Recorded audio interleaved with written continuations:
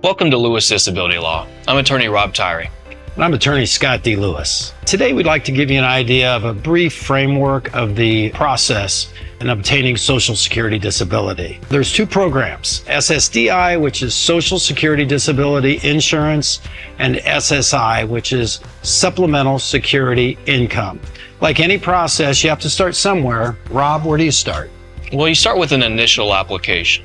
There's two main ways you can do this application. You can either go on Social Security's website, ssa.gov, and they'll ask you some questions. They're going to ask you some questions about your medical conditions. They're going to ask you questions about your past work experience, and they're going to ask you to list your doctors.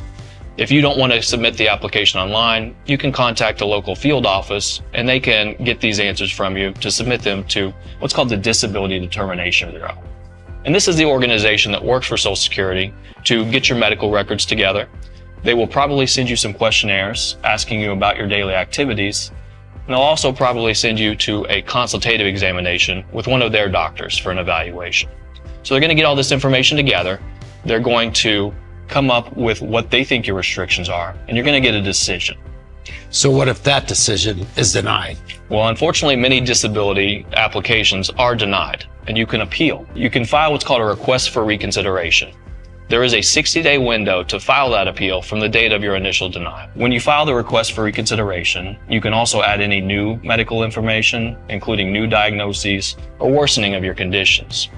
So they'll write back to you whether they're going to approve your case at that point, or unfortunately, they're going to deny your case again, in which case you're going to request a hearing in front of an administrative law judge. So now you've requested the hearing, what happens next?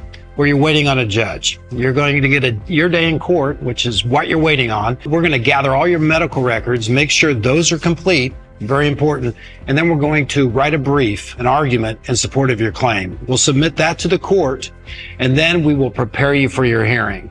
Hearings are informal. They're 45 minutes to an hour. We will give you a great idea what's going to happen from the time you enter the courtroom until the time you leave. We'll be there with you every step of the way. So if you have any questions about the disability process or how Lewis Disability Law can help you, please give us a call at 317-423-8888.